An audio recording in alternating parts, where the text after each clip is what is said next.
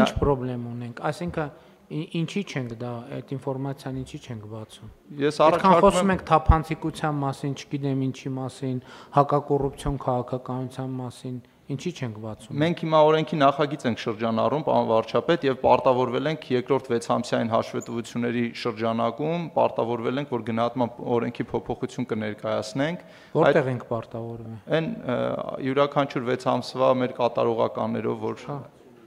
Հա, շատ լավ։ Դերաշրջանակներում առաջարկում եմ այս հարցը քննարկել։ Չեք գնանք այդ ճանապարհով, որովհետև այո, դա թափանցիկության հարց է, դա նաև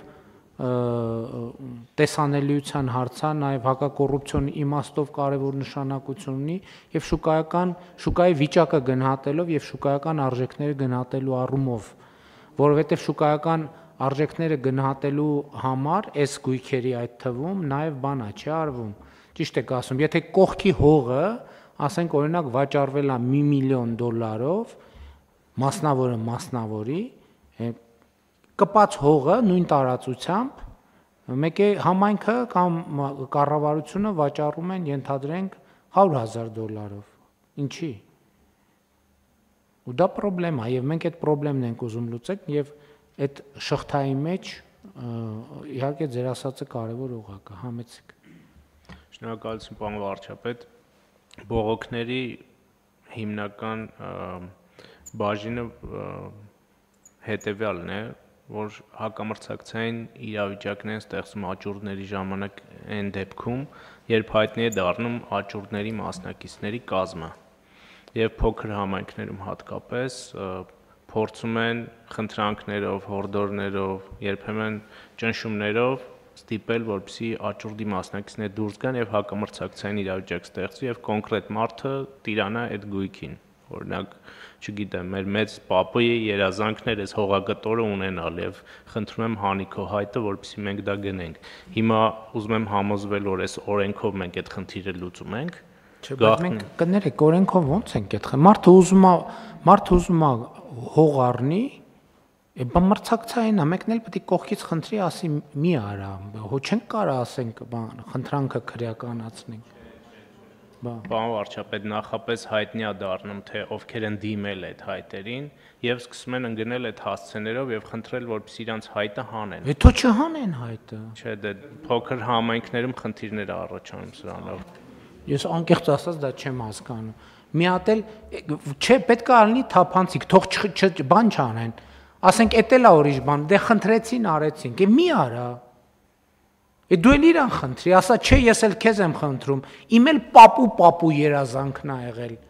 կամ իմ թոռանս երազանքն է, այդ ինչ բան է, որ այսինքն էլի ճեղքեր ենք թողում ինչ-որ բանը, որ չերևա ով առե, ոչ պետք է երևա ով առե, եւ եթե մարդը ուզում է հող ունենա, պետք է խնդրանքին ոչ ասելու ուժ էլ ունենա, եթե չէ, ուրեմն ինքը չի կարող հող ունենա։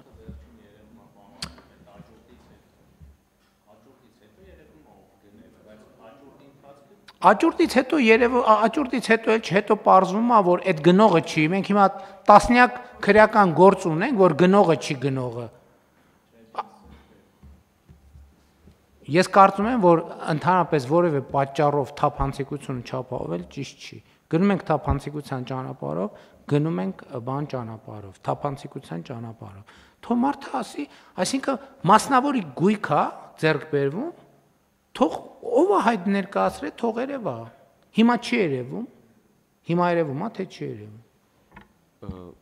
Այսինքն աճուրդի փուլում արդեն երևում։ Ում կողմից է երևում, հանրության, պարոն վարչապետ, թե աճուրդը իրականացնողի։ Աճուրդը իրականացնողի կողմից երևում է, իհարկե։ Հանրության կողմից չի երևում։ Հանրության կողմից հայտերը չեն երևում, բայց աճուրդի ընթացքում արդեն մասնակիցների մասին տեղեկատվությունը բոլորը իմանում են։ Մենք այդ փակելով ոնց որ լեգիտիմացնում ենք, որ պետքա գնալ խնդրել։ Ինչի համար է։ Մարդը ուզում է հող առնի, այդտեղ ինչ գաղտնիք բան կա։ Կա գաղտնի բան, մի բան սխալ եմ հասկանում։ Պարոն վարչապետ, մենք հարկադիր կատարումն ապահովող ծառայության օրինակով ենք փորձել տարբերակներ մտածել ու ուսումնասիրել ենք արտասահմանյան շուկան ու գոյություն ունեցող մրցութային ձևերը։ Վերջին քննարկումներով դեռ կանգ չեն առել քննարկումները իհարկե շարունակում ենք, բայց բիդերի ներկայացման ընթացակարգ գոյություն ունի, օրինակ մեզ բոլորի շատ հայտնի մեքենաների վաճառքը, որը ամբողջ աշխարհում կա, բիդի տրամաբանությամբ է գործում ու բոլոր մարդիկ, ովքեր որ ցանկանում են տվյալ աճուրդին մասնակցել, X ժամին հավաքվում են նախապես հայտարարության հիման վրա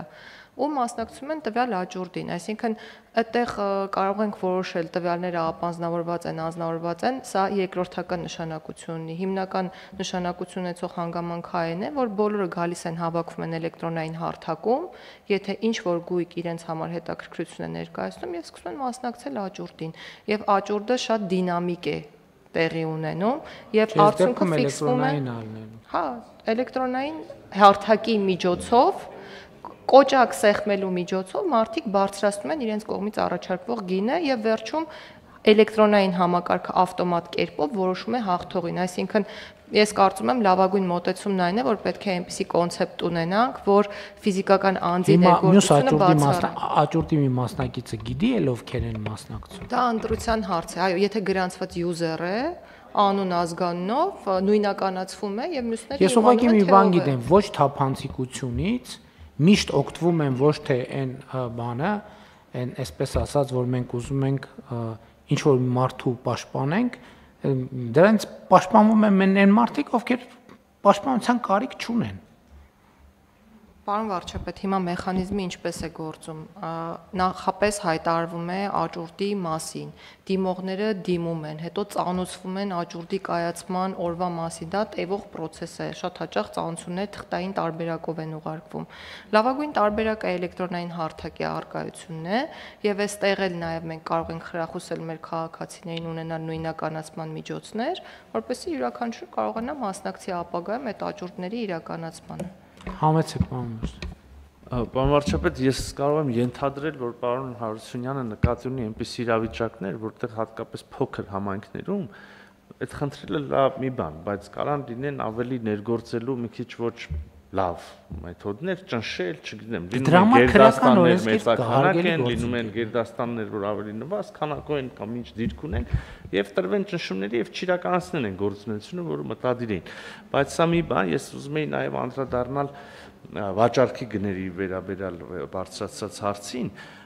կարծում եմ, որ թափանցիկությունը այսպես թե այնպես ապահովում է, որովհետեւ եթե հողամաս որև գույք վաճառվում է, այդ մասին կա պայմանագիր, վճարվում է հարկ, հիմա հայտարարագրերում, եկամուտը գրանցվում է եւ այլն։ Պետությունը տեսնում է ամբողջ շարժը։ Խնդիրը առաջանում է այն դեպքում, երբ որ մի մասնավորը պետքա տեղեկանա մյուս մասնավոր։ Այսինքն չգիտեմ, ես չունեմ այս հարցի պատասխան, բայց գուցե մտածենք, որ լավ, պետությունը տեսավ, թափանցիկա եւ հարկ գանձեց, բայց գուցե այդքան նպատակարար չի հարևանը իմանա հարևանի վաճառքի գնի մասին եւ այլն, այսպիսի շերտ կա այդտեղ։ Պարոն Միրզոյան, հասկանում եմ, բայց եթե այդ փոքր գյուղում հարաբերությունների այդ կանոնն է, հետո ձեռից կառն են ուղակի։ Ինչ պետք է խանգարի։ Ինչ պետք է խանգարի։ Ես գիտեմ, որ ասենք ենթադրենք էլի եմ ասում, ոչ թափանցիկությունը ինքը բերում է միշտ վատ բանի։ Պետք է լինի թափանցիկ, այսինքն մարդը եւ այդ բանն էլ պետք է լինի, եթե այդ նույնը կարանք ասենք ամեն ինչի մասին։ Ընդհանուր ընտրությունների մասին։ Գնում է ընտրությունների, մարդիկ պետք է, եթե որևէ մեկը ճնշմանը դիմակայելու բան չունի, կամք չունի, այլ բան որ պետությունը պետք է ապահովի մարդու իրավունքի արտահայտումը, բայց տենց անընդհատ կոնսպիրացիաներ ստեղծելով արդյունքում տակից բաներ են դուրս գալիս, կոռուպցիոն երևույթներ են դուրս գալիս։ Դե այդտեղ մի քիչ փորձագիտական գնահատա։ Ես կողմ եմ, ես էլ եմ ասում, ես կողմ եմ բացին, բայց հակափաստարկ կա, որն է հակափաստարկ։ Չէ, հակափաստարկ չէ, պարոն վարչապետ, պարոն Թովմասյանի դիտարկումը իհարկե շատ տեղին է, այն առումով, որ էլի գնահատման ծառայությունների որակը կբարձրանա, եթե այն տվյալները ելակետային, որ օգտագործվում են այդ գույքը գնահատելու համար, ավելի ակտուալ լինեն։ Այսինքն նա չօգտագործի ընդհանուր տարածաշրջանային տվյալ այդ միավոր գույքի արժեքը կամ հողամասի արժեքը որոշելու համար, այլ ավելի մոտ գտնվող գույքի արժեքը։ Բայց այդ ավելի մոտն էլ նույնականացնում է այն գույքը, որը վերջին 2 շաբաթ ընթացքում վաճառվել է, եւ առաջ է գալիս պարոն Միրզոյանի ասած խնդրեմը, որ մարդիկ գիտենում են, թե այդ կոնկրետ միավոր հողը ոնց է եղել վաճառված։ Բայց այդտեղ ուրիշ հետևանքներ կան, որ պետք է քննարկեն, կարծում եմ սա մի առանձին մանրամասն քննարկման առիթ է ստեղծում, հենց մենք գնացինք այդքան շատ նույնականացնելու, կսկսեն գործարքի իրական գինը չգրանցել։ Այսինքն նա որ չի ուզում իմանալ, որ իր հողամասը վաճառել է պայմանական եմ ասում 4 միլիոն դրամով, կգրի 2 ու դրա վրա ազդելու ոչ մի մեխանիզմ չկա։ Հետևաբար պարոն Թոմասյան, այդտեղ մտածելու բան կա, չեմ առաջարկում մենք հիմա քննարկենք։ Ուղղակի առաջարկում եմ մտածենք սրա մասին։ Դուք նշեցիք կարևոր խնդիր, որ պետք է լուծում ստանա, բայց սրան պետք է մոտենալ բոլոր կողմերից, պարոն վարչապետ, ինչ հետևանքներ կարող են լինել։ Անոնիմ աճուրդների մասին, բայց շարունակենք մտածել, պարոն վարչապետ, ձեր ասածը հասկանալի է, բայց կա մյուս կողմը։ Աճուրդները անոնիմ են անում, որ աճուրդի կազմակերպիչը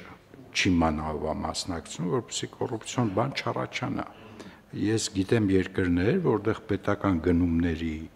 բիդինգը, այսինքն ոչ թե ամփոփումը հրապարակային է, բայց բիդինգը գաղտնի է, որպեսզի կազմակերպիչը չունենա հնարավորություն կոնտակտ ունենալ հայտատուի հետ, ու դա ես ինչքան գիտեմ շատ էֆեկտիվ է։ Այսինքն երկուսն էլ քննարկելու բան է, այլ։ Շատ լավ, դե նայեք բոլոր տարբերակներն է քննարկեք,